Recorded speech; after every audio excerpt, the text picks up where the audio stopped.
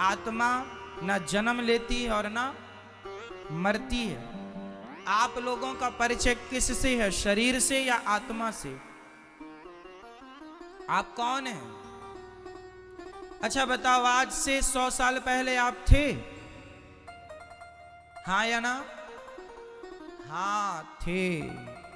100 साल पहले आपका शरीर नहीं था, पर आपकी आत्मा थी, और 100 साल बाद भी आपकी आत्मा रहेगी। आत्मा वासांसि जीर्णानि यथा विहाय। हमारी आत्मा, जैसे हम पुराने कपड़े को छोड़कर नए वस्त्र धारण करते हैं, उसी प्रकार आत्मा पुराना शरीर त्याग कर नया शरीर धारण करती है। इसलिए हम अनादि हैं, हमारा कभी विनाश नहीं होता। शरीर तो 5 तत्वों से मिलकर बना है, पृथ्वी जल वायु अग्नि आकाश, 5 से बना, 5 में मिल जाएगा। आत्मा परे है, सबसे अलग है। आत्मा किसका स्वरूप है? भगवान का, ईश्वर अंश, जीव अविनाशी, चेतन अमल सहज सुख राशि। आत्मा किसका अंश है? ईश्वर का।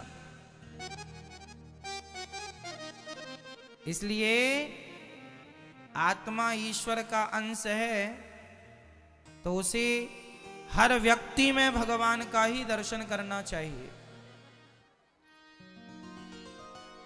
भगवान का ही दर्शन करना चाहिए उसे। भगवान मैं देखना चाहिए।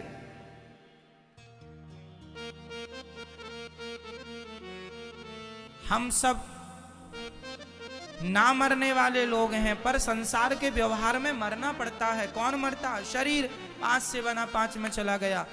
जो अपने आप को शरीर मानता है वह दुखी होता है, और जो अपने आप को आत्मा मानता है वह सुखी होता है। शरीर मानने वाला दुखी है, आत्मा मानने वाला सुखी। आत्मा मानने वाला सोचता है ना तो फायदा मेरा हो रहा है, ना तो नुकसान मेरा हो, मैं तो अपने आनंद में स्थित रहूं, बस केवल आनंद। मैं वो नहीं हूं जो आप समझ रहे हैं। यहां संसार में आके ना सब उलझ जाता है आदमी। देखो ना, आप लोग आके उलझ गए, ये ब्राह्मण है, ये क्षत्रिय है, ये वैश्य है, ये शूद्र है, इसकी जाति ये है, इसकी जाति ये स्त्री है, ये पुरुष है, ये गोरा है, ये काला है, ये मोटा है, ये पतला है। ये सब शरीर का हिसाब किताब है। आत्मा ना है। आत्मा का ना ब्राह्मण जाति है, ना क्षत्रिय है, ना वैश्य है, ना शूद्र है। आत्मा ना हिंदू है, ना मुसलमान है, ना सिख है, ना ईसाई है। आत्मा तो भगवान का स्वरूप है। इस संसार में आकर के लोग अपनी बुद्धि के अनुसार, ईश्वर ने जो बुद्धि दे रखी है उसके अनुसार अपने ढंग से सोचता है और अपने ढंग से करता है, और वही अच्छे और बुरे का किया हुआ वह जीवन भर भोगता है। आत्मा केवल पावर है। अब उदाहरण से समझाऊं मैं आपको, ऐसे आपके समझ में नहीं आएगा। आपके घर में बिजली का पॉइंट होता है ना, प्लग, उसमें आपने हीटर का प्लग लगा दिया तो हीटर कमरे को गर्म कर देगा, और आपने यदि एसी का प्लग लगा दिया तो क्या होगा? कमरा ठंडा। दोनों ही बिजली से चलते हैं। अब ये बताओ, बिजली गर्म होती है कि ठंडी होती है? बोलो, बिजली गर्म होती है कि ठंडी? क्या होती है? बिजली ना तो गर्म होती है ना तो ठंडी होती है। बिजली का काम है पावर देना। वो हीटर को भी पावर देती है और एसी को भी पावर देती है। ये तो एसी का सिस्टम उसे ठंडा करता है और हीटर का सिस्टम उसे गर्म करता है। उसी प्रकार परमात्मा बिजली की तरह है, सबके भीतर में पावर भेजता है, और उसी पावर का नाम आत्मा है। सबके भीतर ईश्वर का पावर है। अब आप उस पावर से अपने दिमाग को हीटर बना रहे हैं या अपने दिमाग को एसी बना रहे हैं, आप जानिए। कोई लोग गर्म है, कोई लोग ठंडे हैं। किसी का दिमाग गर्म है, किसी का दिमाग ठंडा है। ईश्वर ने पावर सबको बराबर दे रखा है। एसी में भी उतनी पावर लगना है, हीटर में भी उतना ही पावर लगना है। उसी बटन से हीटर भी चलेगा, उसी बटन से एसी भी चलेगी, पर दोनों का स्वभाव अलग अलग है। एक गर्म करता है, एक ठंडा करता है। उसी प्रकार ईश्वर ने तो बिजली की तरह सबको एनर्जी दे रखी है, पावर। अब आपके विचार आपको ठंडा रखते हैं या आपके विचार आपको गर्म रखते हैं? आप अच्छा सोचेंगे तो ठंडे रहेंगे, गलत सोचेंगे गर्म रहेंगे। कई लोगों को बात बात में गुस्सा आता, गर्म हो जाते हैं, ये हीटर है। और कई लोग हर स्थिति में शांत हैं, ठंडक है, इनके दिमाग में एसी लगी है। एक सज्जन बोले महाराज जी बहुत गर्मी पड़ रही है। हमने कहा इतनी गर्मी भी नहीं है। बोले महाराज जी 2-2 एसी लगा रखी है हमने कमरे में, फिर भी गर्मी। हमने कहा पगले, कमरे में एसी लगी है पर दिमाग में तो हीटर जल रहा है, इसलिए गर्मी लग रही है। दिमाग में एसी लगवा, दिमाग ठंडा कर। दिमाग ठंडा है ना तो पेड़ की छांव में भी सुख मिल जाएगा, और दिमाग ठंडा नहीं है तो फिर भाई कहीं भी रहे आओ आप, शांति का अनुभव नहीं है। इसलिए आत्मा का काम है सिर्फ पावर देना, वो अपना काम करती है। श्री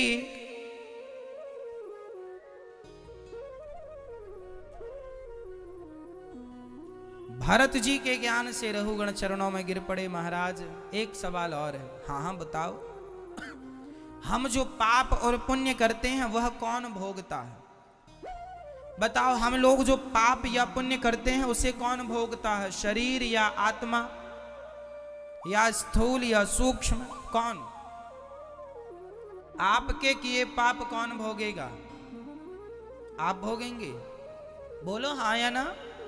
आप भोगेंगे तो कैसे भोगेंगे? आपका शरीर तो यहीं जल जाएगा चिता में, फिर भोगेगा कौन? हमारे पास भोगने वाला एक दूसरा शरीर होता है।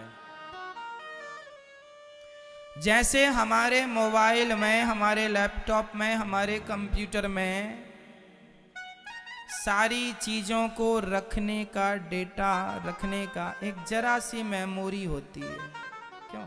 मोबाइल में मेमोरी कार्ड होता है, इतना सा मेमोरी कार्ड होता है, पूरा मोबाइल की सारी चीजें उसमें आप रख सकते हैं, ले सकते हैं। क्यों जी? मोबाइल के अंदर भी अपनी इंटरनल मेमोरी होती है। तो हर चीज जाके सेव कहां होती है? मेमोरी में। हाँ या ना? उसी तरह हमारा एक शरीर ये कंप्यूटर की तरह है, पर हमारे शरीर में हम जो भी कर रहे हैं अच्छा या बुरा, वो सेव कहां हो रहा है? हमारा मेमोरी कार्ड है, हमारा सूक्ष्म शरीर, जिसे हम मन भी कहते हैं। मन, हमारा ये शरीर तो समाप्त तो हो जाता, कंप्यूटर तो खत्म हो जाएगा, पर कंप्यूटर में जो आपने काम किया है, डिजाइन किया है, जो भी चीज बनाई है, वो आप एक जरा सी मेमोरी में अपने जेब में रख सकते हैं। उसी तरह आपका ये शरीर तो यहीं जल जाएगा, पर आपका जो छोटा सा सूक्ष्म शरीर है, जिस शरीर से आप सपना देखते हैं, वह सूक्ष्म शरीर ही आपका आगे जाकर के सुख और दुख का भोगता है। जब आप सपना देखते हैं तो आपके पास एक शरीर होता है कि नहीं? एक शरीर तो वो है जिससे आप घर में सो रहे हैं, पर एक शरीर वो होता है जिससे आप सपना देखते हैं। तो स्वप्न देखने वाला शरीर जो है हमारा, वही जाता है स्वर्ग और नरक, और वही तुम्हारे किए का पाप और पुण्य भोगता है, अच्छा या बुरा भोगता है।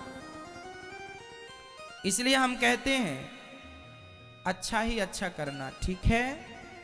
राजा रघुगण के उपदेश से चरणों में, भरत जी के उपदेश से राजा रघुगण चरणों में गिर पड़े। एक बार भगवान सुखदेव जी ने दोनों, भूलू नहीं, नाम जपते रहो। अजामिल जैसा पापी तर गया। ये अजामिल की पत्नी बड़ी धर्मात्मा थी तो वैश्या, उसके संग शादी कर लिया इसने, और कैसी भी थी पर संतों की सेवा करती थी। और संतों को एक दिन भोजन दिया तो संतों ने आशीर्वाद दे दिया, जा तेरे घर अब जो बेटा होगा उसका नाम नारायण रख देना, कल्याण हो जाएगा।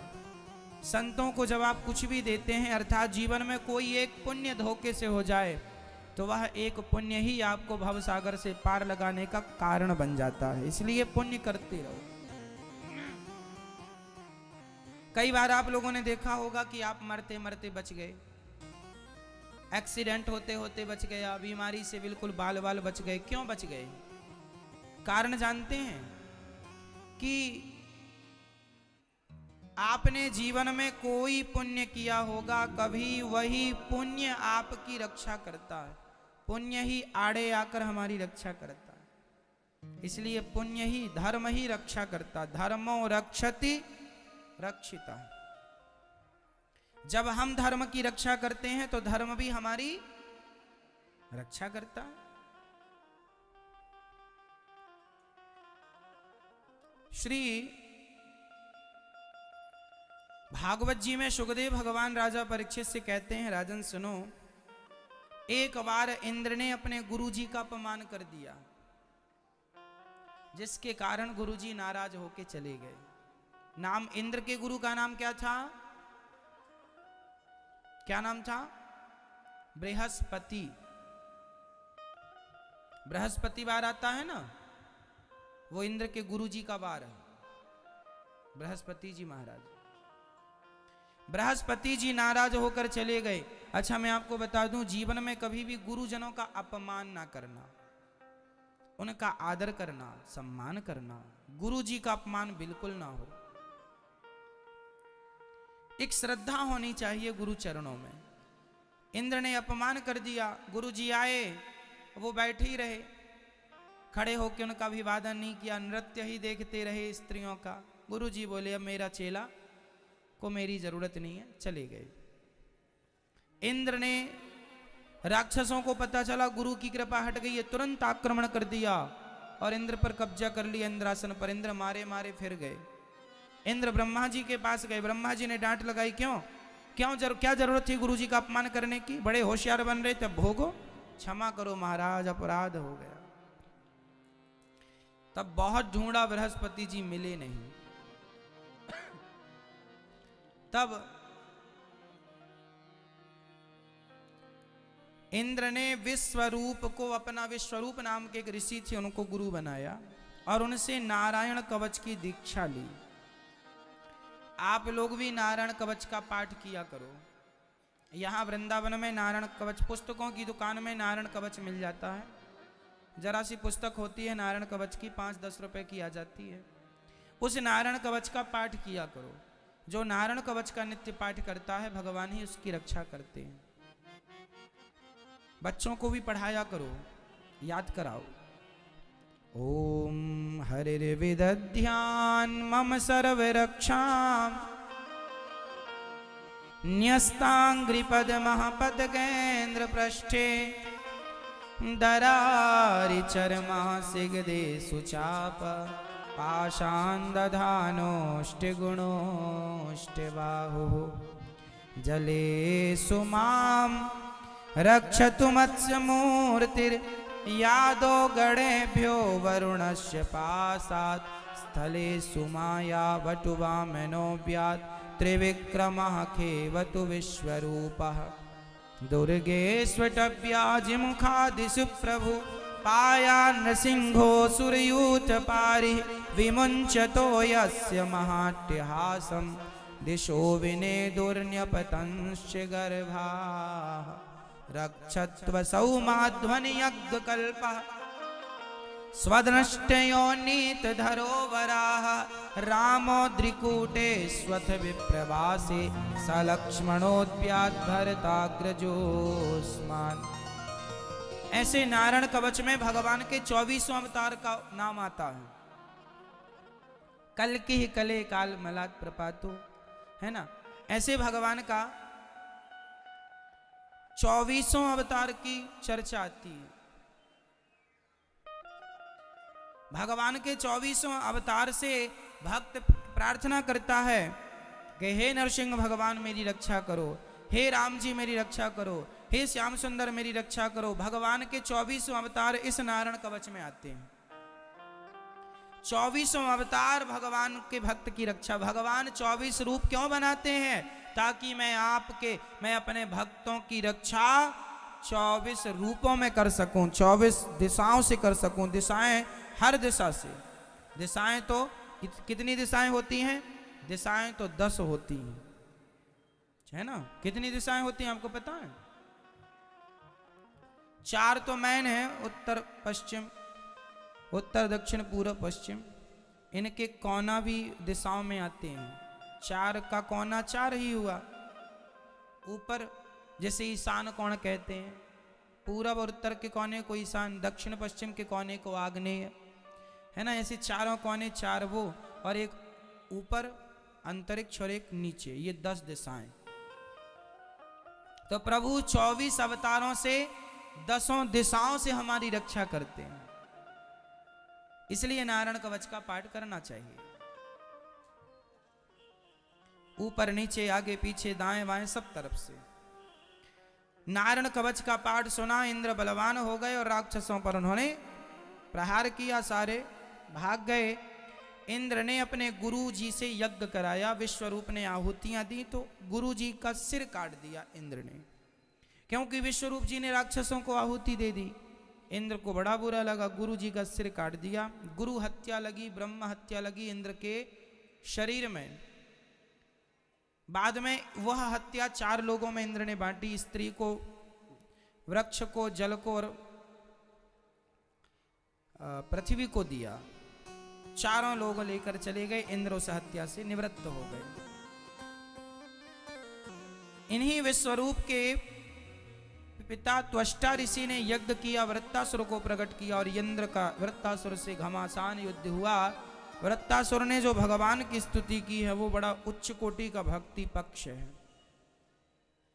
अहम हरे तव पादैक मूल दासानुदासो भवितास्मि भूय मनः स्मरेता सुपतेर्गुणांस्ते गृणीत्वा कर्म करोतु काया। हे प्रभु, मैं आपकी भक्ति नहीं कर सकता, कोई बात नहीं, आपके भक्तों की भक्ति ही मुझे मिल जाए तो भी कल्याण हो जाएगा। दासानुदासो भविदास में भूया, भक्तों की भक्ति मिल जाए तो भी कल्याण हो जाएगा। प्रिय भक्तों, इंद्र के हाथों वृत्तासुर मारा गया। ये वृत्तासुर पिछले जन्म में एक राजा था, कृपा किसी कारण ये राक्षस बना, इसकी सदगति हुई। एक बार भगवान ने प्रहलाद की रक्षा के लिए हिरण्यकश्यपु को मारने के लिए हिरण्याक्ष को तो भगवान ने 12 बन के मार दिया, अब नरसिंह बनकर आए। यदा देवेषु वेदेषु गौसु विप्रेषु साधुषु धर्मे मयि च विद्वेषः सवा आसु विनश्यति।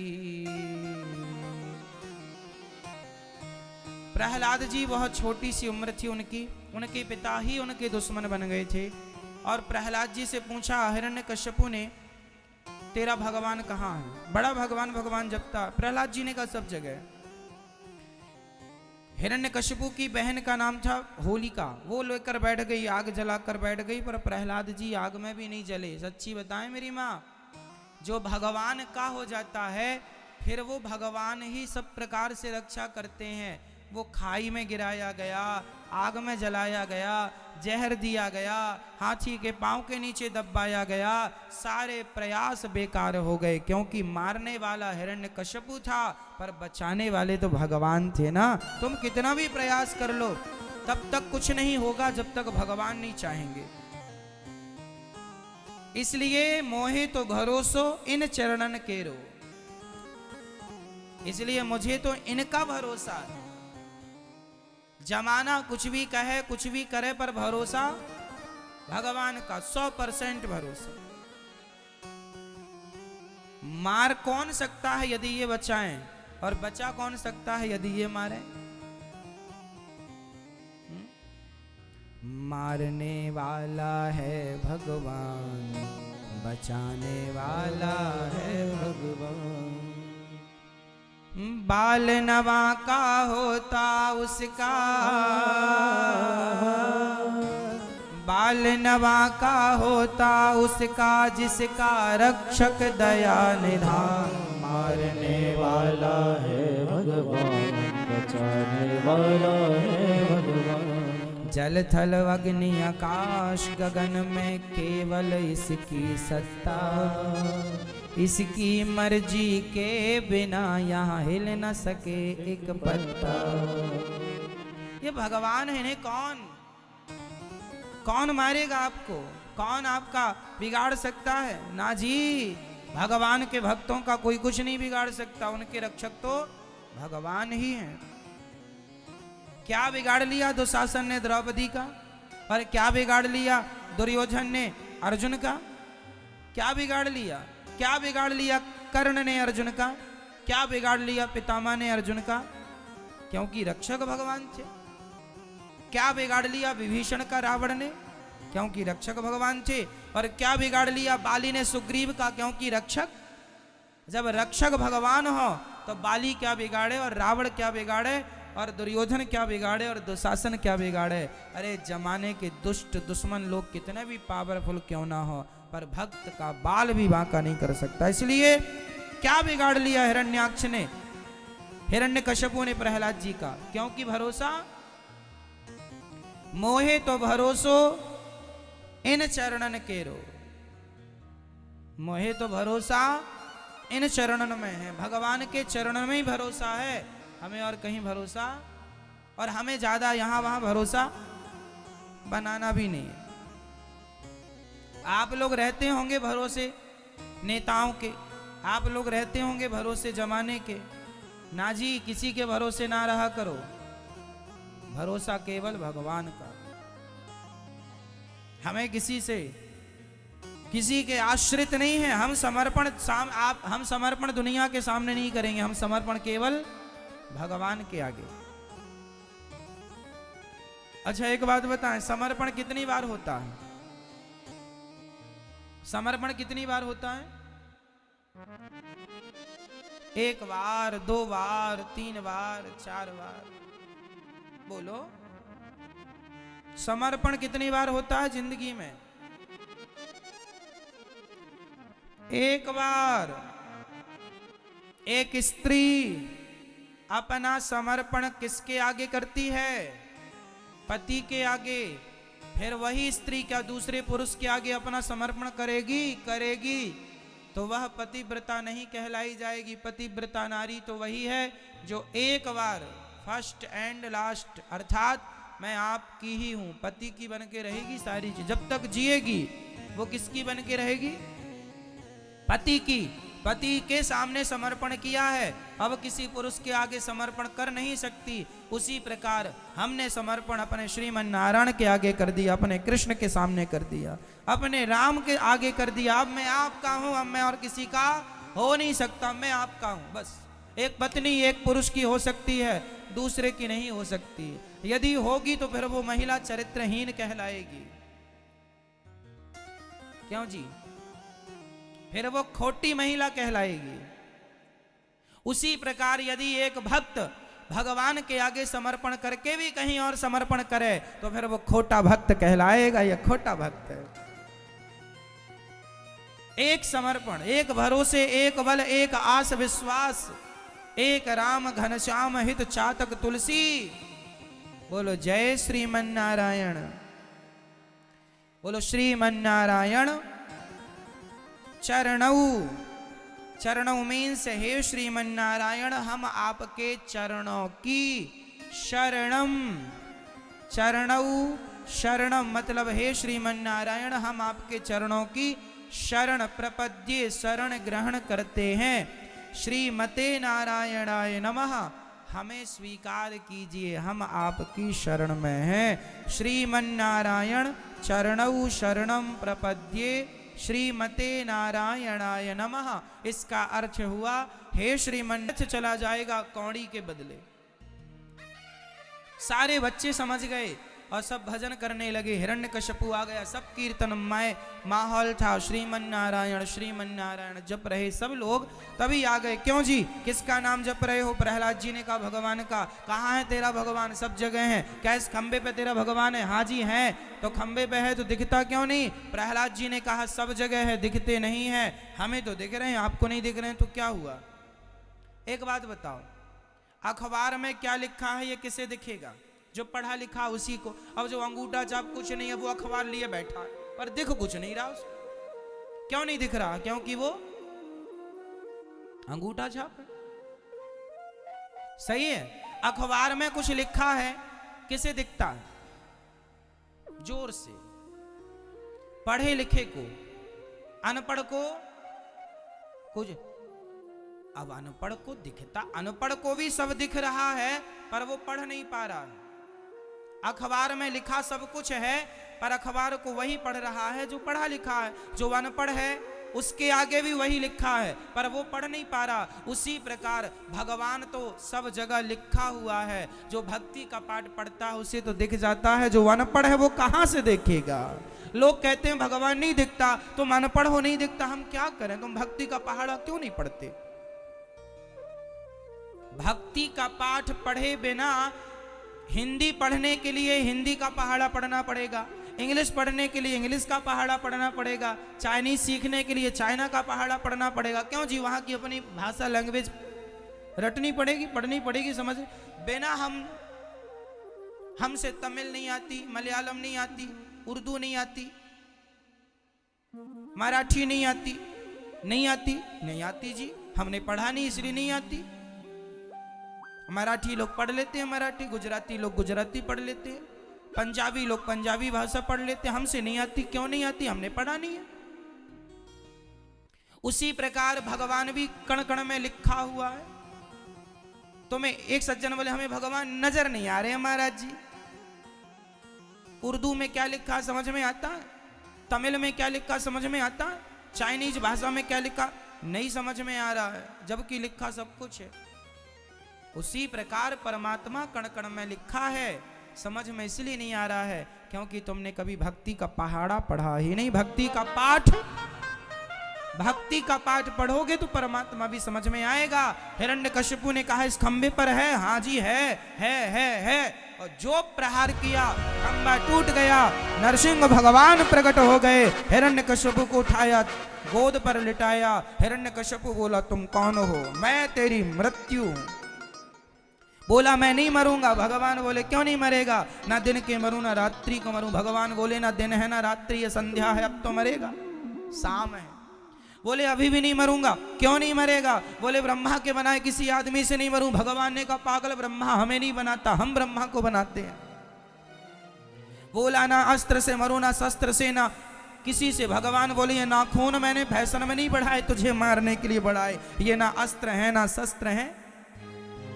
बोला 12 महीने में किसी महीने नहीं मरूं। भगवान बोले पंचांग देखा कर, ये 13वां महीना चल रहा, पुरुषोत्तम महीना तेरे लिए बनाया है, अब तो मरेगा। बोला नहीं मरूंगा। बोले ना अंदर मरूंगा ना बाहर मरूंगा। भगवान बोले देहरी पर बैठा हूं, द्वार पर ना, ये अंदर है ना अब तो मरेगा। हिरण्यकशिपु इतना चतुर था कि उसने घुमा फिरा के ऐसे ही वरदान मांग लिया था कि मैं अमर हो जाऊं, ना दिन के मरूं ना रात को मरूं, ना आदमी से मरूं ना जानवर से मरूं, ना ब्रह्मा के बनाए किसी महीने। अब ये तक मांग लिया 12 महीने में किसी महीने में नहीं मरूं। अब लो, अब क्या चाहता? अच्छा हुआ कि ये नहीं बोला कि 7 दिन में किसी दिन नहीं मरूं। नहीं, भगवान को 8वां दिन बनाना पड़ता।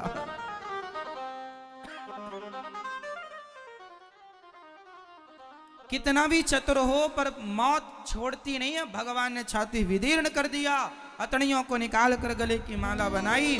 प्रहलाद जी भगवान की स्तुति कर रहे हैं, सबने स्तुति की, प्रहलाद की स्तुति भगवान ने स्वीकार की। ब्रह्मादयः सुरगणा मुनयोऽथ सिद्धा सत्त्वैकतान् मतयो वचसां प्रवाहे नाराधितुं गुरुपुरुगुणैरधुनापि विप्रो किं तोष्टुमर्हति समे हरिरुग्रजाते। हिरण्यकश्यपु चला गया। प्रहलाद जी ने भगवान से कहा प्रभु आपकी जय हो। भगवान ने कहा बेटा प्रहलाद कुछ मांग लो। भगवान से प्रहलाद जी ने कहा प्रभु कुछ ना मांगने की इच्छा, जन्म ले यही वरदान दो। मैं आपसे कभी कुछ मांगू नहीं, भगवान से कुछ ना मांगा करो। भगवान को पता है कि तुम्हें किस चीज की कब कमी है, तुम्हें क्या चाहिए, तुम्हें कब क्या चाहिए, भगवान को सब पता है। समझ रहे हैं? प्रहलाद जी को भगवान ने कहा बेटा कुछ तो मांग लो। प्रहलाद जी ने कहा मेरे पिता की सदगति हो जाए ये चाहता हूँ। भगवान ने कहा तुम जैसा पुत्र जिस पिता ने पाया उसकी अधोगति कैसे हो सकती है, उसकी तो मेरे हाथों सदगति हो गई, उसकी सदगति में कोई व्यवधान नहीं है। भगवान ने कृपा की। एक बार भगवान ने एक हाथी को बचाने के लिए हरि का अवतार धारण किया, हाथी को बचाया। फिर एक बार भगवान ने मोहिनी अवतार लेकर के भगवान ने धनवंतरी कच्छप मोहिनी के अवतार से समुद्र मंथन के बाद अमृत का वितरण किया। राजा बलि पर भगवान ने बामन बन करके कृपा की। 3 पग भूमि मांगी, 2 पग में सब नापा, तीसरा पग राजा बलि के माथे पे रखा और राजा बलि को पाताल का राजा बनाया। आगामी वनमंत्र में राजा बलि को इंद्र बनाएंगे भगवान। इसके बाद भगवान मछली बनकर आए। इसके बाद भगवान सूर्य वंश में भगवान राजा नभग के नाभाग के अम्बरीश, जिनके यहाँ एकादशी का अम्बरीश ने खूब व्रत किया था। एकादशी का व्रत सबसे श्रेष्ठ व्रत है, इसलिए सारे हिंदुओं को एकादशी का व्रत करना चाहिए। पहले भारत में एकादशी की छुट्टी हुआ करती थी। जब से अंग्रेज आए तो अंग्रेजों ने संडे की छुट्टी कर दी, क्योंकि संडे के दिन उन लोगों को चर्च जाना होता है ना, तो इसलिए उस दिन की छुट्टी उनने लागू करवा दी। जबकि हमारे भारत में पहले छुट्टी एकादशी को होती थी, ताकि सब लोग व्रत पूजन घर में आनंद से अनुष्ठान कीर्तन भजन कर सकें। एकादशी का व्रत इतना बढ़िया किया। एकादशी का व्रत सबको करना चाहिए। एक मैया बोली महाराज जी एकादशी के दिन हम क्या खाएं? मतलब एकादशी के दिन भी तुम्हें खाना ही है? अरे एकादशी के दिन कुछ ना खाओ, और नहीं सध रहा है तो थोड़ा सा फल खा लो एक टाइम। पपीता खा लो, केला खा लो, सेब खा लो, अनार खा लो, अंगूर खा लो। यदि इसके बाद भी भूख लगे तो सिंघाड़े का प्रयोग करो। सिंघाड़े के आटे की पूड़ी बना लो, पूड़ी खा लो, पकौड़ी खा लो सिंघाड़े के आटे की। और भी तुम्हारा मन ना रहा जाए तो दूध पी लो बढ़िया सा 2-3 लीटर। हाँ, दूध पी लो। और फिर भी ना रहा जाए तो फिर रहो, नहीं रहा जाए तो भी रहो, है ना। एक टाइम खाना चाहिए एकादशी के दिन। यदि आप बूढ़े हो गए हैं, नहीं सधता, तो दोनों टाइम खा सकते हैं। पर दोनों टाइम खाएंगे क्या? फलाहार। फुलाहार नहीं कि फुल खा के पड़े, फुलाहार नहीं, फलाहार थोड़ा कम, थोड़ा बहुत खा लो, भजन करो भगवान का। उस दिन ज्यादा से ज्यादा भगवान का कीर्तन। अपने ठाकुर जी को दूध से नहलाओ, दही से नहलाओ, घर में सबको बुलाओ, कीर्तन अखंड कीर्तन करो। एकादशी को 12 घंटे का कीर्तन करो, 6 घंटे का कीर्तन कराओ, सबको बुलाओ। और एक ही कीर्तन चलना चाहिए सुबह से शाम तक। श्रीमन नारायण श्रीमन नारायण श्रीमन नारायण नारायण श्रीमन नारायण नारायण नारायण श्रीमन नारायण नारायण नारायण श्रीमन नारायण नारायण नारायण श्रीमन। हाँ जी, ऐसे दिन भर कीर्तन हो, श्रीमन नारायण की कीर्तन हो। आप जिससे प्यार करते हैं उसका नाम आपको अच्छा लगता है कि नहीं? आपका बेटा, क्या नाम है आपके बेटे का? क्या? कुशल। जो भी नाम है, पर जो भी नाम है आपके बेटे का आपको अच्छा लगता है कि नहीं? बार बार आप अपने बेटे का नाम लेते हैं, आपको थकावट नहीं होती? वही वही नाम महाराज जी बार बार क्यों ले? जैसे जिससे हम प्यार ज्यादा करते हैं ना, उसका बार बार नाम लेने में हमें कोई आपत्ति नहीं होती। भगवान से प्यार है तो भगवान का भी नाम बार बार लेना चाहिए, उसमें कोई आपत्ति नहीं होनी चाहिए, क्योंकि प्यार है ना अपने इष्ट से। अपने इष्ट से क्या? हमारे इष्ट कौन? श्रीमन नारायण तो बार बार नाम जपो, श्रीमन नारायण, भैया जय श्रीमन नारायण, भैया जय श्रीमन नारायण, भैया जय श्रीमन नारायण। हमारे भगवान का नाम सीताराम भी है, सीताराम भैया सीताराम, भैया राधे श्याम, हमारे भगवान का नाम राधे श्याम भी है। हमारे भगवान के 24 नाम हैं। हमारे श्रीमन नारायण के कितने नाम हैं? जोर से बोलो, कौन कौन?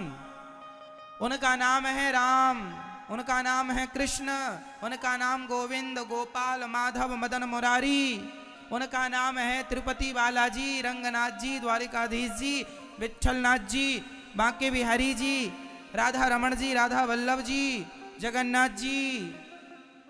उनका नाम है बलदाऊ जी, कृष्ण जी, उनका नाम है नरसिंह जी, नरसिंह भगवान, उनका नाम है वामन भगवान, कपिल भगवान, हयग्रीव भगवान, धनवंतरी भगवान, मोहिनी भगवान, कच्छप भगवान, मत्स्य भगवान, कुछ भी नाम, ये बहुत नाम है भगवान के। हमारे इन्हीं भगवानों को एक भगवान को अनेक नामों से जाना और पहचाना जाता। क्यों जी? जैसे केला एक ही होता है, लेकिन हम भारतवासी उसे केला कहते हैं, इंग्लिश में उसे बनाना कहते हैं। हम हिंदुस्तानी आम कहते हैं, इंग्लिश में उसे मैंगो कहते हैं, है ना भैया? सही है। और भी भाषाएं अलग अलग होंगी, और भी देश अलग अलग होंगे। उन देशों में चाइना लोग अलग चिंगपोंग कुछ कहते होंगे। हाँ, राम जाने क्या कहते हैं, हमसे कभी मिले नहीं तो कोई बातचीत हुई नहीं है। आम को क्या कहते हैं चाइना लोग? पोंग पोंग कहते होंगे, ऐसे कुछ कहते होंगे, क्योंकि उन लोग ऐसे नाम लेते हैं, छिंग छंग छीछन, तो कुछ कहते होंगे। जैसे वस्तु वही है पर उसको कहने का अलग अलग ढंग है, अलग अलग तरीका। उसी प्रकार एक ही वस्तु के अनेक नाम है कि नहीं? हाँ या ना? एक ही वस्तु के अलग अलग अनेक नाम है। उसी प्रकार जब एक वस्तु के अनेक नाम हो सकते हैं, तो मेरे एक भगवान के अनेक नाम हो रहे हैं या हैं, इसमें किसी को क्या आपत्ति है? इसलिए हम श्रीमन नारायण कहें, सीताराम जपें। इसलिए रोज एकादशी को अखंड कीर्तन घर में करवाओ, ताकि कीर्तन से घर का वातावरण शुद्ध हो। एकादशी के दिन कीर्तन हो और द्वादशी के दिन भंडारा हो। जरा सा, हम नहीं कहते बड़ा सा, 5 कन्याएं बुला लो, है ना, और कोई ब्राह्मण हो, ब्राह्मण को निमंत्रण दे दो, बढ़िया भोजन कराओ, दक्षिणा दो बढ़िया तगड़ी, और बढ़िया चरण सेवा करो। और कोई दीन दुखी मिल जाए, गरीब मिल जाए, उसको भी खिला पिला दो, बहुत ज्यादा नहीं, 2-4 लोगों की भोजन करा दो, बहुत है। थोड़ा ठीक ठाक हो तो 10-50 लोगों को करा देना। ये उत्सव मनाना चाहिए। उस दिन भगवान की ज्यादा पूजा, ज्यादा भक्ति, जिस दिन भगवान का ज्यादा भजन हो, कीर्तन हो, घर में एक उत्सव हो, वही एकादशी है। लेकिन आजकल एकादशी आई तो सो गए, महाराज जी रहा नहीं जाता, थोड़ा विश्राम करो। दिन भर सोते हैं लोग, दिन भर एकादशी व्रत के नाम पे सो रहे हैं, व्रत के नाम पे जबरदस्ती खा रहे हैं। बाकी दिन आप इतना नहीं खाते थे जितना एकादशी को पेलते हैं लोग,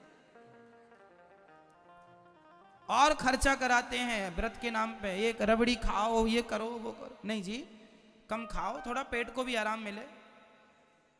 ना खाओ अच्छा है, और खानी है तो थोड़ा फल वल खा लो, ककड़ी खा लो, सेंधा नमक का प्रयोग कर सकते हैं, कोई बुराई नहीं है। द्वादशी को पारण करना चाहिए त्रयोदशी लगने के पहले, ठीक है।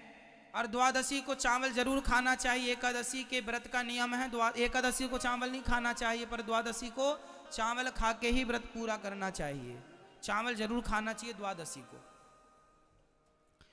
तो अम्बरीश ने ऐसा व्रत किया जिनके यहाँ भगवान ने उन्हें, वो अम्बरीश अपने हाथ से गेहूं पीसते थे तो भगवान उन्हें अपने दुपट्टे से हवा करते थे। ऐसे भगवान अम्बरीश से प्यार करते थे। अम्बरीशो महाभागा सप्तदीपवती महिम अहम भक्त पराधीना यस्व तंत्रिवध्वजा। इन्हीं के वंश में हुए हैं। दुर्वासा जी का अहंकार भी इन्होंने नष्ट किया है। इन्हीं के वंश में सगर हुए हैं, जिनके वंश में सगर के पुत्र असमंजस, असमंजस के अंशुमान, अंशुमान के दिलीप, दिलीप के भगीरथ, जिन्होंने गंगा जी को प्रकट किया। बोलिए गंगा मैया की जय। गंगा मैया को प्रकट करते हैं। और इन्हीं के वंश में ये गंगा मैया को प्रकट करने वाले कौन हैं? भगीरथ जी। इन्हीं के नाम से भागीरथी गंगा कहलाती है ना। तो तो ये भगीरथ जी जो थे ये गंगा को प्रकट करने वाले हैं। गंगा जी पहले आई तो शिव जी की जटाओं में समा गई और जटाओं से चली तो एक बाबा जी गंगा जी को पी गए थे, जन्नू बाबा। फिर जंघा से निकाली तो नाम गंगा का एक नाम जाह्नवी पड़ा। हरिद्वार के पहले गंगा 7 भागों में डिवाइड हो गई हैं। 7 ऋषियों की कुटिया थी। गंगा जी ने कहा संतों की कुटिया नहीं बहाऊंगी, एक की बहाई थी तो बाबा जी पूरी गंगा पी गए। तो 7 बाबाओं की कुटिया बचाती बचाती चली तो सप्त धारा के रूप में परिणित हो गई। तो सप्त धारा के नाम से गंगा जी जानी जाती है। हरिद्वार के पहले गंगा जी में कितनी धारा है? 7 धारा। आपने दर्शन किया ना हरिद्वार के पहले। तो ये दर्शन है गंगा मैया का। इन्हीं के वंश में राजा खटवांग, फिर दीर्घबाहु, फिर रघु, फिर अज, फिर दशरथ जी। दशरथ जी का बुढ़ापा आ गया, कोई संतान नहीं। दशरथ जी की पत्नी का नाम क्या था मेरी मां? 3 पत्नियां थी ना, कौशल्या मैया, सुमित्रा मैया और कैकेयी मैया। 3 पत्नियां थी दशरथ जी की और तीनों पत्नियों दशरथ जी ने यज्ञ करवाया। पुत्रेष्टि यज्ञ से खीर प्राप्त हुई। खीर 3 भागों में डिवाइड की गई, तीनों ने खाया। तीनों गर्भवती हुई। समय चैत्र का महीना आया, शुक्ल पक्ष की नवमी तिथि आई। राम जी नवमी को क्यों आए? क्योंकि संख्या में सबसे बड़ी संख्या 9 होती है और 9 का पहाड़ा पड़ने पर भी 9 से ना कम ना ज्यादा। राम जी की मर्यादा बिल्कुल स्थिर है। 9 1 9, 9 2 18, 8 और 1 9, 9 तिया 27, 7 और 2 9। मतलब पूरा पहाड़ा में 9 ही बचेगा, कुछ नहीं बचता। इसलिए राम जी की मर्यादा सबसे श्रेष्ठ मर्यादा। इसलिए राम जी नवमी को प्रकट होते हैं। नवमी तिथि मधुमास पुनीता, सुंदर सा महीना है। राम जी, लक्ष्मण जी, भरत जी, शत्रुघ्न जी प्रकट हो गए। गोस्वामी जी लिख रहे हैं, भय प्रगट कृपाला दीन दयाला कौशल्या हितकारी। से बन के लीला कर रहे हैं। राम जी बड़े हुए, बाल लीलाएं बड़ी अद्भुत है ना। राम लक्ष्मण बड़े हुए तो विश्वामित्र जी लेकर चले गए। ताड़का को मारा राम जी ने। काहे से मारा था राम जी ने ताड़का को? एक ही बाण प्राण हरिलीना। काहे से मारा? राम जी इतने सुंदर थे कि ताड़का ने राम जी को देखा और भगवान को देख के ही मर गई। रूप के बाण से मारा। कौन से बाण से मारा? रूप, इतने सुंदर थे, मर गई। गुरु जी का यज्ञ पूरा कराया और आगे चले तो गौतम नारी श्रापवश उपल देह धरि धीर चरण कमल रज चाहती कृपा करो रघुवीर। ये गौतम की नारी श्राप के कारण पत्थर बनी है। राम जी ने जरा चरण क्या छुला दिया। राम जी के चरणों से गौतम नारी पत्थर से नारी बन गई और पति के लोक को चली गई। प्रभु बड़ी कृपा की थी, मेरे पति ने श्राप देकर, यदि मुझे श्राप देकर पत्थर ना बनाया होता तो आज आपके चरणों की धूल ना मिलती। प्रभु आपकी धूल ने मुझे कृतार्थ कर दिया। आगे चले राम जी, सीता स्वयंवर में पहुंचे। बड़े बड़े राजा धनुष उठा रहे थे पर धनुष तो किसी से हिल नहीं रहा था। गुरु जी ने कहा राम जी अब आप उठाओ। राम जी गए, धनुष पर डोरी चढ़ाई और धनुष पर डोरी चढ़ा ही रहे थे कि धनुष बीच से टूट गया। और टूट गया तो सिया जी आई, राम जी को माला पहनाई और राम जी से विवाह हुआ। और राम लक्ष्मण भरत शत्रुघ्न चारों का एक संग विवाह किया श्री दशरथ जी ने, गुरु जी ने। और विवाह करके चारों भैया लेके आए। राम जी को राजा बनाने का भाव आया दशरथ जी के अंदर, क्योंकि उनके बाल बाल पक गए। तो राम जी को राजा बनाने का सोचने लगे तो कैकेयी के कान मंथरा ने भर दिए और राम जी को 14 साल का वनवास हो गया। राम जी का वनवास कितने साल का हुआ? 14 साल का ही। क्यों राम जी को 14 साल का ही वनवास क्यों मिला? क्योंकि उस दिन से, जिस दिन राम जी वनवास गए, उस दिन से रावण की उम्र केवल 14 साल बची थी। इसलिए कैकेयी मां ने कहा जाओ बेटा 14 साल में अपने काम को पूरा करके आओ, रावण को मार के आओ और तुरंत अयोध्या में आ जाओ। कैकेयी मां का बहुत बड़ा योगदान है।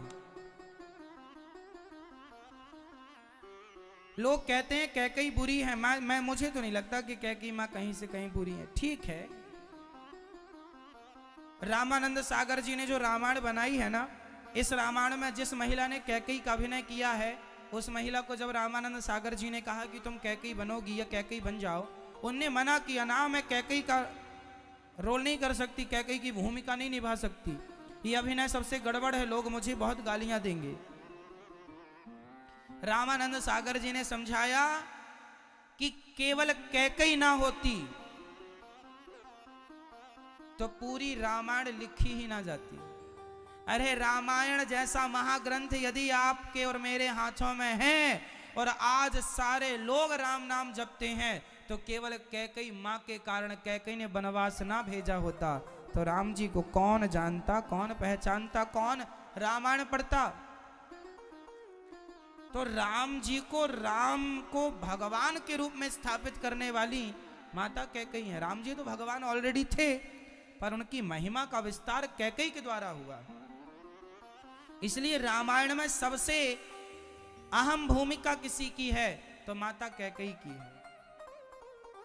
कैकेयी को हटा के देखो रामायण से तो क्या होगा, रामायण से पूरी कैकेयी हटा दी जाए तो क्या बचेगा। अरे गुलाब की कीमत ज्यादा इसलिए होती है, बताओ गेंदा ज्यादा कीमती होता, बाजार में गेंदा ज्यादा कीमती बिकता है या गुलाब? जोर से,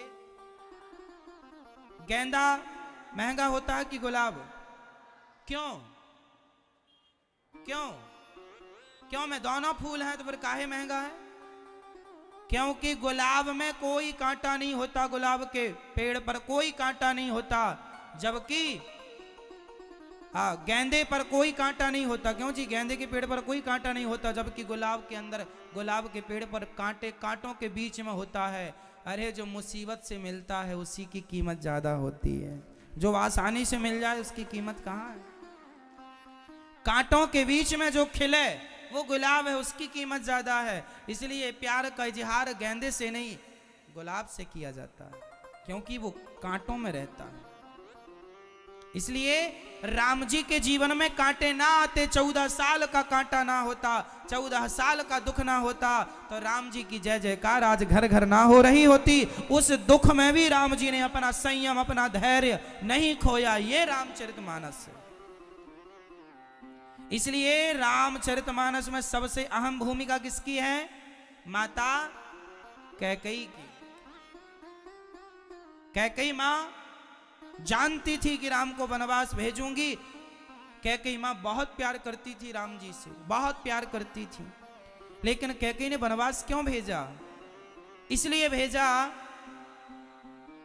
क्योंकि कैकेयी, एक बार दशरथ जी आ रहे थे कैकेयी के साथ, रास्ते में बाली मिल गया। बाली ने कहा दशरथ जी अपनी मुकुट उतार के हमें दो, नहीं तो हमसे युद्ध करो। दशरथ जी को पता था कि ये इतना बलवान है कि इससे युद्ध करेंगे हार जाएंगे।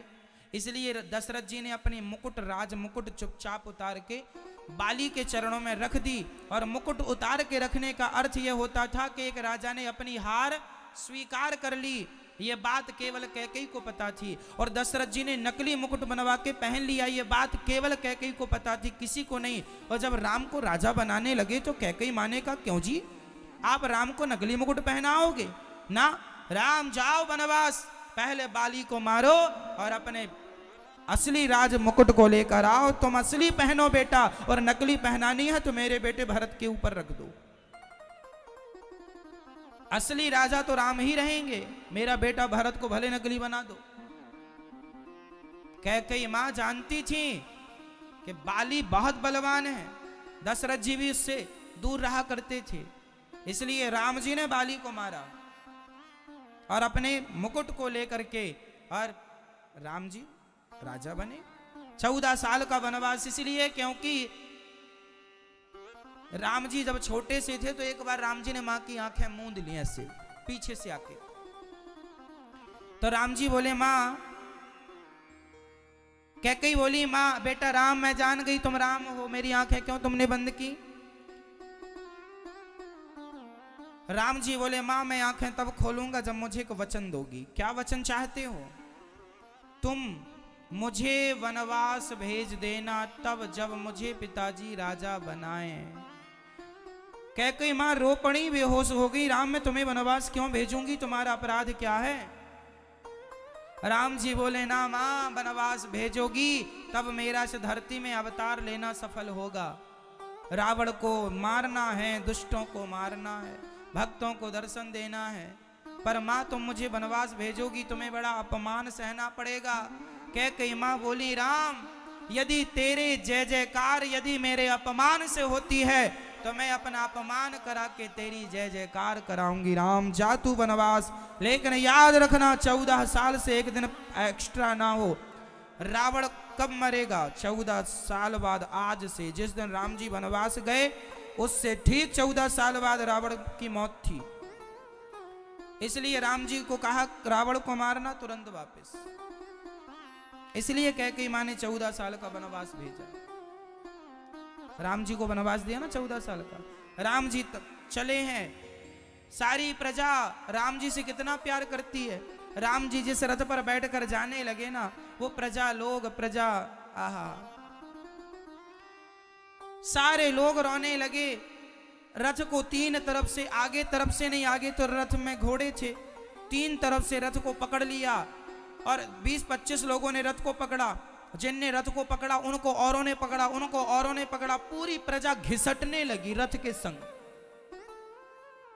घिसटने लगी। राम जी को लक्ष्मण जी ने कहा सब घिसट रहे हैं, घायल हो जाएंगे। राम जी ने रथ रुकवाया, सबको समझाया और समझा करके राम जी चले। कोई नहीं समझा, सब राम के संग गए और तमसा नदी के तट पर पहली रात विश्राम हुई है।